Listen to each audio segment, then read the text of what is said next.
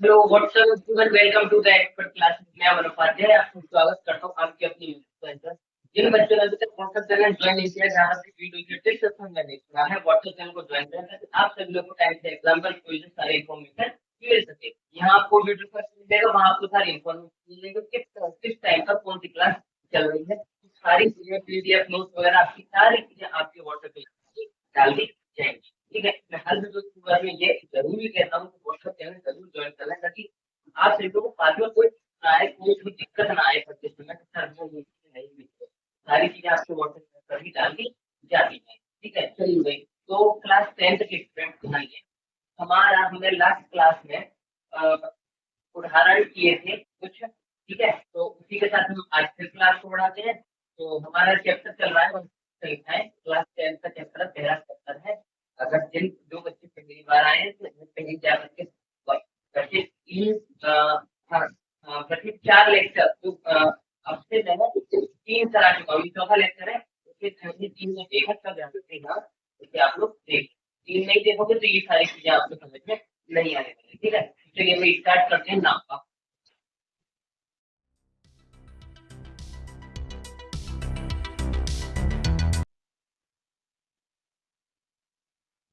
हाँ जी, तो हमने लास्ट क्लास में उदाहरण नंबर 2 कर लिया था कम। ठीक है, अब हम करेंगे उदाहरण नंबर 3। देखो सुनो, लास्ट क्लास में मैंने आपको बताया था कि ऐसे सवाल करने का एक ही फिक्स फॉर्मेट रहता है, एक ही तरीके से उन्हें किससे विजुअल ड्राइंग के साथ। ठीक है, तो जैसे कि मैं लास्ट क्लास में मैं कभी कह रहा हूँ कि अगर वो पहले जाकर के उस क्लास को कंप्लीट करें तब इसे देखें। ठीक है, कर क्या देखो, बोल रहा है कि दर्शाइए एक धनात्मक विषम पूर्णांक। अब इतना संपूर्णांक से इतना क्या है, विषम पूर्णांक। विषम पूर्णांक, धनात्मक विषम पूर्णांक की बात। उसमें सम था तो विषम, तो धनात्मक विषम पूर्णांक 4 + 1 या 4 + 3 है, ये इसका होता है एक धन विषम पूर्णांक।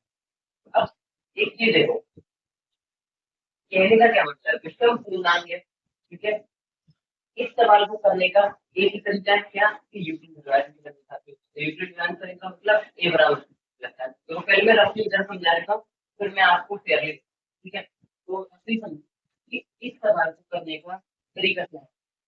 तो यूज करने का तरीका है ए बराबर बी क्यू किया था, है ना, इसी तरीके से होगा भाई बिल्कुल जारी होगा ए बराबर बी किया। अब मैंने बताया था कि यहाँ बी को निकालना बी से, और बी को निकालने का क्या है, क्या कैसे निकालोगे कि देखो बी प्लस आर, देने का क्या मतलब, बी क्यू प्लस यानी कि बी का जो मान है वो क्या है, 4 है। सही है, बी का मान है 4। तो यहाँ लिख रहे हैं कि सर बी का मान है 4। कहने का मतलब ये है कि 4 मान बने जिनके, यानी कि इस सवाल के 4 केसेस बनेंगे। जितने बी का मान आता है ना उतने ही केसेस बनते हैं। अगर यहाँ 2 आता है तो 2 केसेस बनते हैं, 3 आता है तो 3 केसेस बनते हैं। इधर भी चीज नहीं कर सकता हूँ। ठीक है, अगर वो बी का मान 4 है, इतना समझ लिया आपने। अब एक चीज क्या, तो बी का मान 4 है तो आर क्या है, आर जो 0 से नहीं करते। और यहाँ देखिए जब बी केस होता है तो इसमें क्या होता है, आर होता है 0 से लीव करके या 0 के बराबर आर होता है। और वो जाता है बी तक, बी तक जाता है नहीं जाता, इतना सभी क्लियर है। तो यहाँ क्या केस बना है, यहाँ एक केस बना है कि सर आर जो है वो 0 से लीव करके या इसके बराबर आर जाएगा। समझे, बी का मान क्या है, कहने का क्या मतलब है कि आर 0 के से स्टार्ट करता है, यानी कि आर के जो मान है वो है 1 2 3 या 0। क्या है ना, 0 या 0 3 2 3 4 ले लीजिए। क्यों, क्योंकि अगर 4 ले लिया तो वो मान नहीं कहलाएगा। इसका क्या मतलब, अगर देखो 4 ये ए क्यू प्लस ए बराबर 4 क्यू, 4 क्यू प्लस 1 का मतलब क्या है, यहाँ 4 से 7 डिवाइड होगा ए में, तो यहाँ क्या है, यहाँ क्या आएगा, और ये चीज इसके बराबर नहीं हो सकती, तो ना ही बड़ी हो सकती। अगर यहाँ 4 आर बराबर है, 4 आर, ये तो ठीक है ही नहीं ना, ये तो सिंपल है ही नहीं। अगर 4 से बड़ा आ जाता है यहाँ 5 आया तो 5 भाई, ये चीज यानी कि इसका जो क्षेत्रफल इससे कम होता है। अगर इसके बराबर आ जाए तो क्षेत्रफल है ही नहीं, तो भाग ही नहीं सकते। तो आर से कम ही होगी। आर का जो मान है, बी का जो मान है, बी के मान से कम ही लीजिए चार। कितने चार केसेस लीजिए? पहला बनेगा 4 प्लस 0, दूसरा बनेगा 4 प्लस, इस तरीके से चार मान बनेंगे। ठीक है, चार तरीके से मान बनेंगे। मेरा कहने के लिए ये था कि का मान निकालने का ये तो था रफ, क्या था, रफ लिखा। अब आपको पेयर कैसे करना है? अब चार के मैंने बताया, तो चारों केसों को सबसे वन सवाल कंप्लीट करते हैं। आप जो है अभी एक,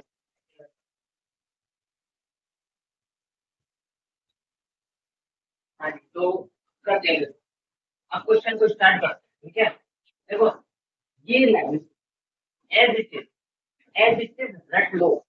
पूरी तरीके से लोग क्वेश्चन है, हाँ वही से तड़का फिर ये सामने निकल आनी है। वेरी वेरी वेरी, ये आपको लिखनी है, ये लिखने के दिमाग में बैठ। ठीक है, इधर तो आप इतना समय के साथ क्या लिखिए कि जब हमें पता है कि b का मान चार है, तो हमारा समीकरण क्या बनेगा? समीकरण ये हमारा क्या बनेगा? ये फोर प्लस, ये आपको क्या समीकरण नंबर एक। और यहाँ क्या है, इस जीरो से बड़ा वाला बराबर हाँ, इसका क्या मतलब है? इसका ये प्लस आर बराबर 3 2 0 1 2, ये है। अब इसके चार केस करेंगे। एक बार तो हम लेंगे 4 प्लस 0, एक बार लेंगे 4 प्लस 1, एक बार लेंगे 4 प्लस 2, एक बार लेंगे 4 प्लस 3। ठीक है, तो यहाँ से मैं चारों केसों को स्टार्ट करता हूँ। आप ध्यान से देखते हैं, अपन से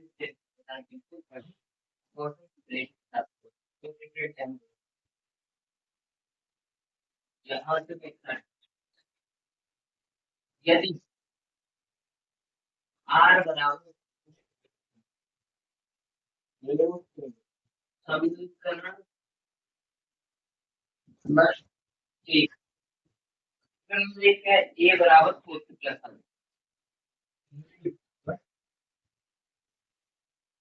4 प्लस, अब देखो 4 प्लस करना है ए बराबर 4, और ए बराबर 4 हमें ये दोनों भाज्य कैसे भाज्य या रखी देखो 4 क्यू अपॉन क्यू बराबर ऐसे लेकर आएंगे तो उसको यहाँ इस तरह से, क्योंकि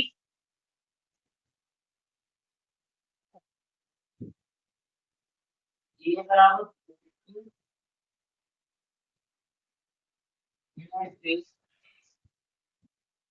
भाज्य है, इसलिए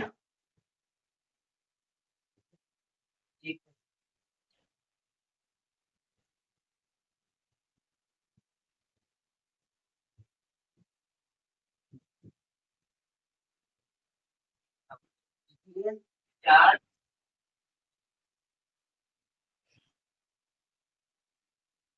धनात्मक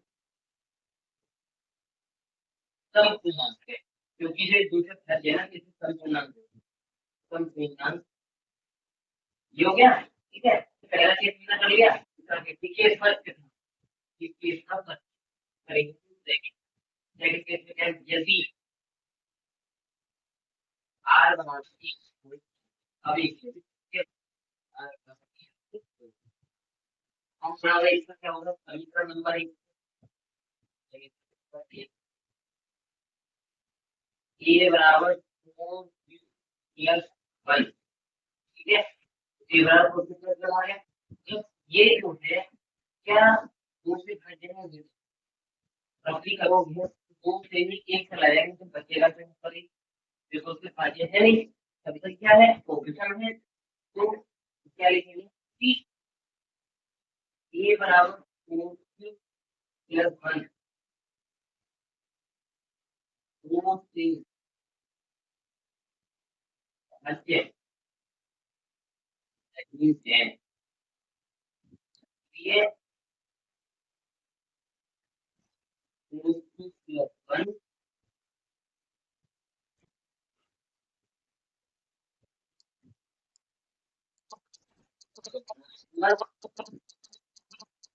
सिस्टम ठीक है। ये हो गया आपका केस पैकेज। समझो इसको एक बार देख लो ध्यान से, सभी लोग फैमिली को देखो।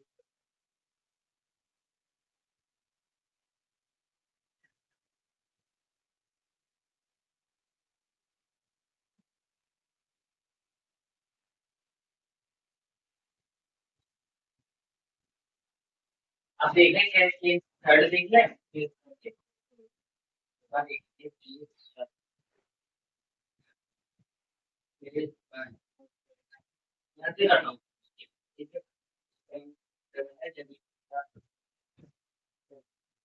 यदि आर बराबर दो, अब हम दो लेंगे, दो समीकरण नंबर एक से, समीकरण नंबर एक से ए बराबर 4 प्लस ए बराबर 4 प्लस 2, ये लिखेंगे ए बराबर 4 प्लस 2, ए बराबर 4। देखो कि ये दो से भाज्य है या नहीं है। देखो यार आपके इधर ए बराबर 4 को मैंने क्यों कॉमन लेकर के 2 प्लस 1 लिख सकता हूँ, और इससे मैं 2 से काट चलाया तो बचेगा कुछ। यदि ये भाज्य है तो क्या लिखेंगे, ए बराबर 4 प्लस 2 2 से भाज्य है,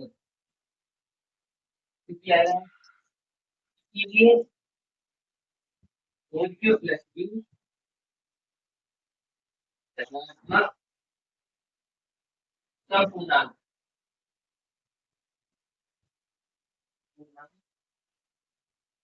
केस 4, केस 4, केस 4 के अंदर 4 प्लस 3 है, ठीक है। तो केस 4 में यदि आर बराबर 3 होते क्या लिखोगे, ए बराबर सारी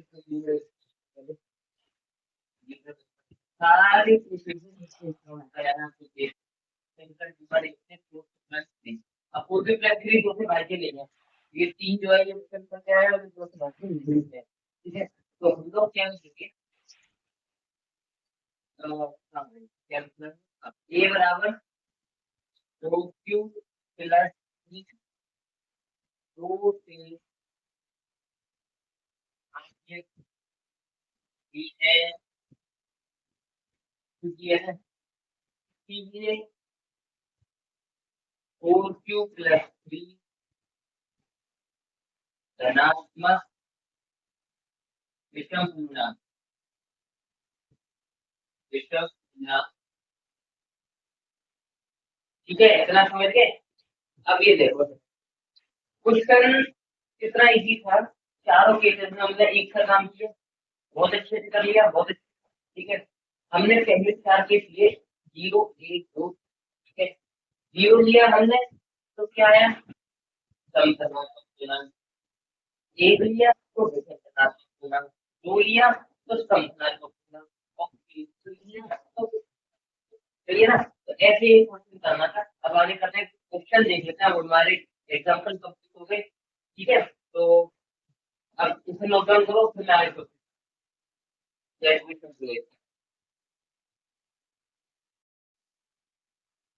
चलो तो स्टार्ट करते हैं, ठीक है। एग्जाम्पल हमने कंप्लीट कर लिया, यहाँ से क्वेश्चन एक करते हैं। मैंने अभी एग्जाम्पल कराया था 4 प्लस 1 4 प्लस 3 वाला, ऐसा ही क्वेश्चन है ये। दर्शाइए कि एक धनात्मक संख्या का पूर्णांक, एक सेकंड।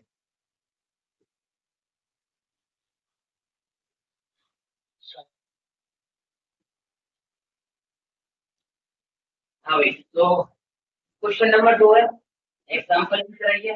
मैंने भी एग्जाम्पल कराया था सेम डिस्ट्रीब्यूशन की तरह, बस इतना अंतर है कि उसमें 4 प्लस 1 और 4 3, इसमें इसमें क्या है, 6 प्लस 1 6 प्लस 3 और 6 प्लस 5 बढ़ गया है बस। और तो इसमें ऐसे ही करना है, जिसमें कुछ 4-5 लाइनें जो मैंने आपको बताई है वो रखी हुई पहले उतार गई है। आर से पहले बी का मान, इसमें बी का मान क्या है, देखो B Q plus one, B का मान 6 बी का मान 6 बनेंगे, ठीक है। तो इसमें क्या है कि 0 से लेकर 6 तक, तो आर बराबर 0 रखोगे, या आर बराबर 1 रखोगे, 2 रखोगे, 3 रखोगे, 4 रखोगे, 5 कनेक्टिंग नीचे देखिए।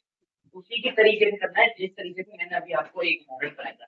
वो उदाहरण में चाहता तो आपको कल वाली क्लास में करा सकता था, लेकिन किस वजह से कराया था कि आपको आज करा के ये वाला क्वेश्चन आपको होमवर्क में देता। क्यों? क्योंकि अगर मैं कल ही करा देता और आज मैं इसको होमवर्क में दे देता तो आप कहते कल का थोड़ा सा रिवाइज करना, रिवाइज की भी आपको कोई टेंशन नहीं है। मैंने आपको पहले उदाहरण कराया तब बाद में क्वेश्चन कराया, ठीक है।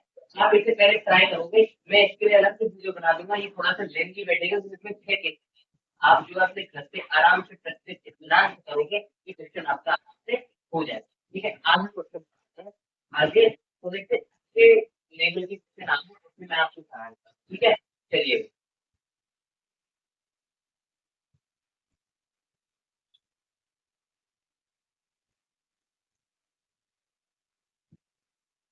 चलो भाई, अब देखो, अब आता है आपका बहुत अच्छा क्वेश्चन है, बहुत पहले, ये थोड़ा सा एडवांस है, एडवांस कह सकते हैं, लेकिन थोड़ा सा फॉर्मेट चेंज हो गया है, ठीक है, थोड़ा सा, ठीक है।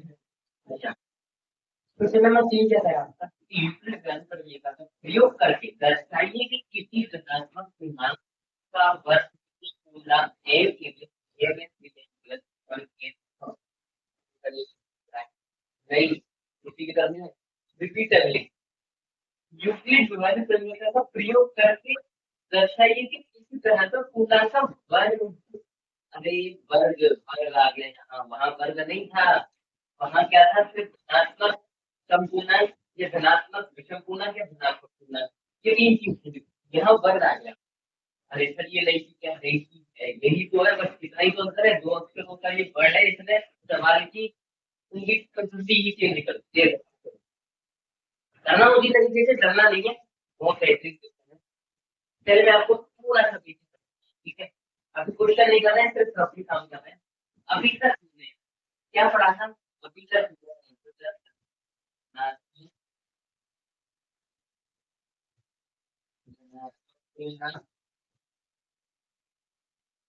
या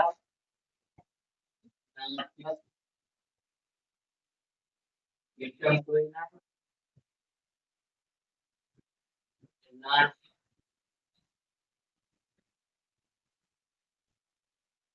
समझे, इन तीनों के मान निकाले, और इन तीनों का मान क्या था, ए का मान निकाले, भाई अभी हम ए बराबर plus one, four Q plus one या फोर क्यू प्लस थ्री, ए बराबर ही था, तो नीचे तो मानते, तो हमने अभी तक इनके मान निकाले कि तीन चीजों के अंदर धनात्मक पूर्ण धनात्मक विकर्णों का संबंध, ठीक है। इन चीजों के अंदर इसका धनात्मक संपूर्ण धनात्मक संपूर्ण को धनात्मक पूर्ण, ठीक है, इन तीनों के बाद, लेकिन अब आते हैं धनात्मक पूर्णांक का वर्ग, और अभी आएगा धनात्मक पूर्णांक का, कहने का क्या होता है, स्क्वायर और क्यूब, तो धनात्मक पूर्णांक का वर्ग या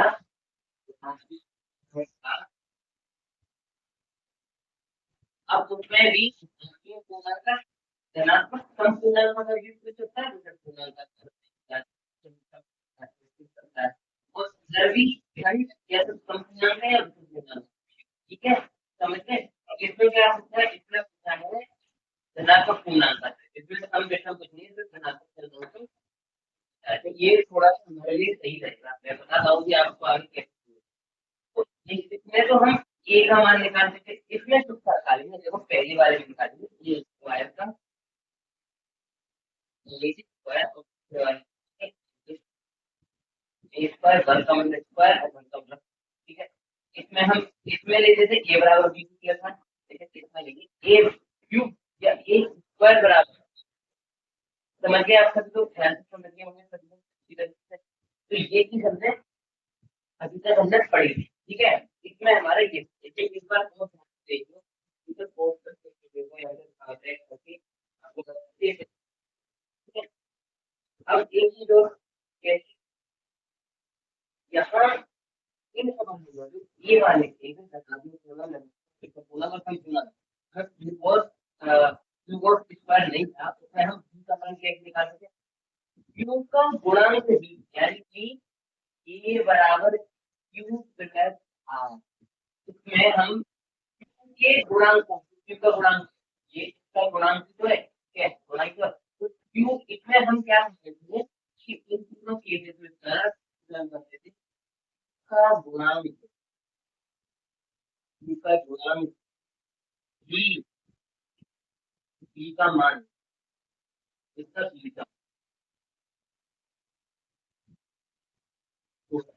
लेकिन अब इसमें क्या होगा, इसमें आपको क्या करना पड़ेगा कि इसमें आपको निकालने के लिए गुणन गुणन करने पड़ेंगे, ये तो सारी गुणन करने गुणांक, गुणांक याद है, गुणांक का अज्ञित गुणनखंड करके देखना,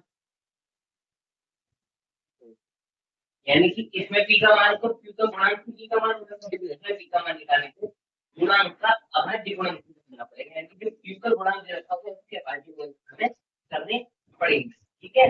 समझते कि गुणांक से करने पड़ेंगे, जैसे हम एक तो एक गुणन करते हैं तो ये नहीं कि हमने एक क्यू और एक स्क्वायर में हमें एक आपको करनी है। ध्यान से सभी लोगों ने समझ लिया होगा बहुत अच्छी तरीके से, चित्र को मैं आगे बढ़ाता हूँ, ठीक है, ये नोट करके ये बहुत टाइप की नोट करके कर लो, ठीक है भाई, करो फिर मैं आगे।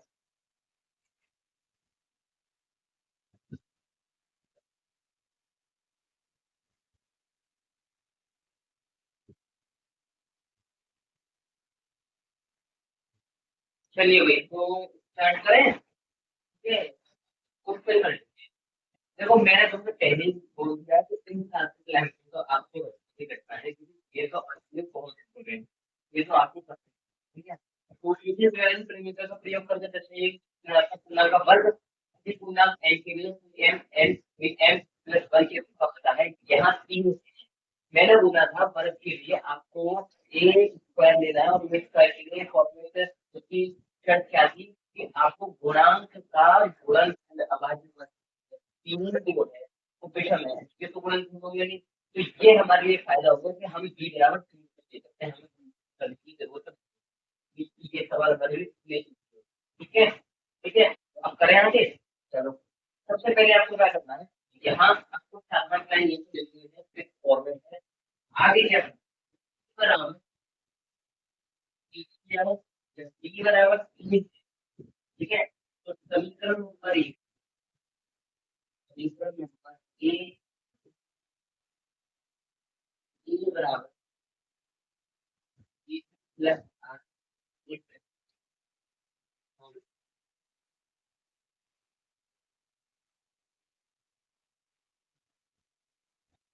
ये बराबर बी प्लस, अब बी का मान हमारा क्लियर है, बी प्लस आर, क्या लिखें, B plus, B plus R लिखेंगे तो यहाँ हो जाएगा बी जीरो से बड़ा आर, आर मतलब जाएगा क्लियर कर दे, तो जाएगा बी। अब आर के मान कितने हो गए, ये देखो, आर के मान हो गए आपके जीरो, एक, तीन, ये मैंने आपको बता दिया क्यों, यहाँ तक आप लोगों ने समझ लिया। अब क्या करते हैं, केस वन ले, केस पर, केस पर यहीं से स्टार्ट करते हैं, कैसे करेंगे आप फिर लोग बताएंगे कि आपको देंगे, ठीक है। तो एक भी लेने के लिए आर बराबर जीरो होते हैं, यदि सबसे पहले लिखते हैं, यदि आर जीरो समीकरण नंबर यहाँ से समीकरण नंबर एक, समीकरण नंबर एक से ए बराबर बी क्यू प्लस जीरो आया, आज हमें क्यों लेना है, और ए बराबर क्यू क्यू प्लस जीरो, ए क्यू प्लस जीरो, ठीक है। तो ए बराबर क्या आ गया, ए बराबर आ गया बी क्यू। तो ए बराबर बी क्यू है तो ए स्क्वायर लेंगे तो ये भी B square B Q square हो जाएगा। बी क्यू स्क्वायर को हम क्या लिख सकते हैं, ए स्क्वायर बराबर बी क्यू स्क्वायर लिख सकते हैं 9 क्यू स्क्वायर, ठीक है। बी क्यू स्क्वायर को 9 क्यू स्क्वायर लिख सकते हैं, ये आप लोग पूरे तरीके से। और ए स्क्वायर को क्या लिख सकते हैं, ए स्क्वायर को लिख सकते हैं 3 यानी 9 क्यू स्क्वायर को लिख सकते हैं बेटा 3 into 3 स्क्वायर, ठीक है। अब देखो ध्यान से कि m क्या है हमारा, इसमें m है हमारा 3q plus 3q square, 3q square minus m है यहाँ, a बराबर 3m हमें लाना, a बराबर है 3m है, तो यहाँ 3m को है a बराबर, तो यहाँ हम 3q स्क्वायर को m मान, a बराबर हमारा क्या आ जाएगा q m, ये m इक्वल टू 3m, कैसे यहाँ ब्रेक करके माना 3 q स्क्वायर इक्वल, ये फर्स्ट आपका समझ गए आप सब लोग, स्क्वायर लगाया हमने ये सॉल्व किया, हमें मतलब कहना नहीं है कि ये बैलेंस से हटाना है बस, कैसे लिया है हम एक लिया है बस खत्म, इतना इजी था। ये सेकंड देख लेते हैं, ठीक है। ये यहाँ पे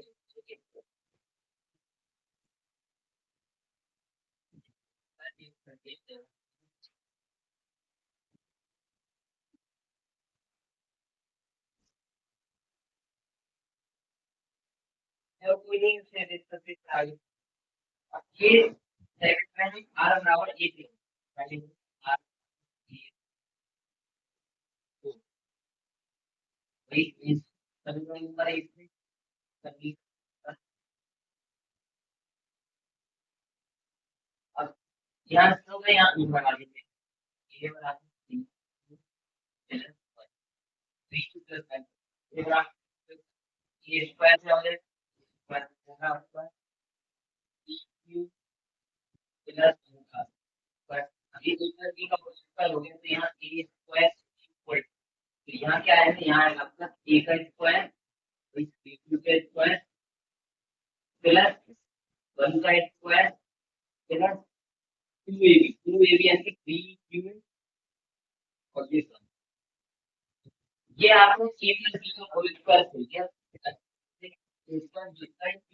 ठीक है, इतना हो गया। अब यहाँ आपको क्या चेक करना है, यहाँ भी आपको m भी निकालना है, कैसे निकालोगे आप, क्या मानते हैं इसको आप कर लो सॉल्व, तो q स्क्वायर q स्क्वायर 3 कितने हो गए 9q square, 9q square plus यहाँ q स्क्वायर समझ रहा है, ये 2q था 2 into 3 3q 6q 6q plus 1 like 3q 3q 9q square मतलब 3 डिफाइन किया, ये 9q स्क्वायर हो गया भाई, 3q स्क्वायर को 9q स्क्वायर लिख दो प्लस 2 किया 6 ये करेंगे 3q square 3q plus 1 q plus 1, ठीक है, इतना हो गया।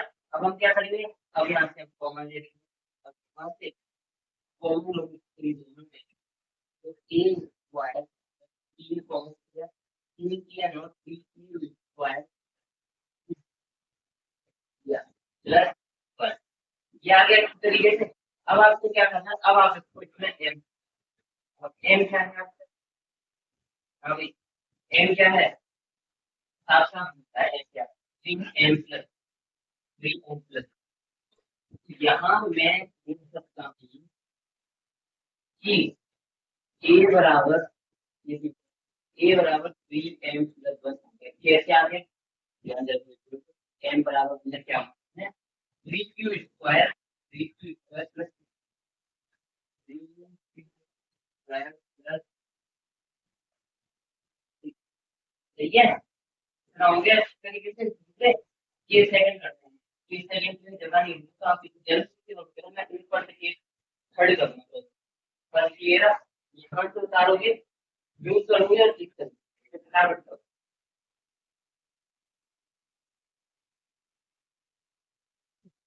चलो भाई ये थर्ड कर लेते हैं। ये थर्ड कैसे होगा यहाँ से मैं क्या करता हूँ कि यदि आर बराबर दो हो तो इक्वेशन अगर जो आप इक्वेशन करते थे ठीक है और ए बराबर क्यू प्लस क्यू कितना आ गया या नहीं। अब ए स्क्वायर करता हूँ A square is equal to plus का होल स्क्वायर क्या करता हूँ A square is equal to से हम जोड़ लेते हैं प्लस बी के होल स्क्वायर इसका स्क्वायर प्लस टू का स्क्वायर प्लस टू ए या यहाँ क्या करते हैं नाइन क्यू स्क्वायर बोल देते हैं उसको तो चार बोल देते हैं फोर बना इतना आ गया ठीक है तो यहाँ ए स्क्वायर चल भी रहा है A square is equal to nine Q square plus 12 Q plus इतना क्या आ गया इसमें इतना आने के बाद में हम क्या कर सकते हैं इसे एम निकालने के लिए हमें एक काम कर सकते हैं क्या जैसे तोड़ लो आप ये काम करो इसे एम को एम बनाने के लिए क्या करोगे A square equal to nine Q square plus 12 Q plus 3 plus मैं फोर को 3 प्लस 1 लिख देता हूँ कितना याद अब मैं इसके फॉर्मेट को एम मान देता हूँ क्या आ जाएगा ये बराबर 1 ये प्लस 1 आ गया जहां हमने क्या किया था कि माना क्या था हमने 9 क्यू स्क्वायर प्लस क्या माना था 9 Q square plus 12 Q plus 3 को हमने क्या ये यहाँ तक आपकी क्वेश्चन बहुत इजी था ये थर्ड भी कंप्लीट कर लिया ठीक है तो मैंने आपको आज उदाहरण करा दिए क्वेश्चन की जाती है छोटी क्लास थी लेकिन एक ही को मैंने ज्यादा क्वेश्चन कराया एक ही उदाहरण कराया है ना तो लेकिन कराया बहुत अच्छे तरीके से कल नोट कर लेंगे थोड़ा सा एक्स्ट्रा पढ़ लेंगे कल तो ज्यादा जरूर हो जाएगा कोई बात नहीं तो अगर बोले से ना हो तो मतलब ये कि समझ में आनी चाहिए चीज समझ में आई तो अच्छी बात है अब तुम 2 घंटे की क्लास ले लो या 1 घंटे की बुझ ले लो समझ नहीं आया आपके खिचड़ी पक जाए तो फिर फायदा नहीं है ना 1 घंटे का मैं भी यहाँ 1 घंटे लगा लूँ तो तुम भी वहाँ 1 घंटे ध्यान से कॉन्सेंट्रेट से देखो तब भी समझ नहीं आ रहा है सर ये क्या हो रहा है आपको पूछ रहे हैं क्या एक एक दो दो क्वेश्चन करो लेकिन करो जरूर कंसिस्टेंसी से करोगे और कॉन्सेंट्रेट से करोगे तो बहुत अच्छा एक्सप्रेस कर रहे हो ठीक है तो क्लास 10 के स्टूडेंट अब हम यहाँ से चला लेते हैं कल आप किसी टाइम आपकी क्लास आ जाएगी और आगे का फिर करेंगे बाय बाय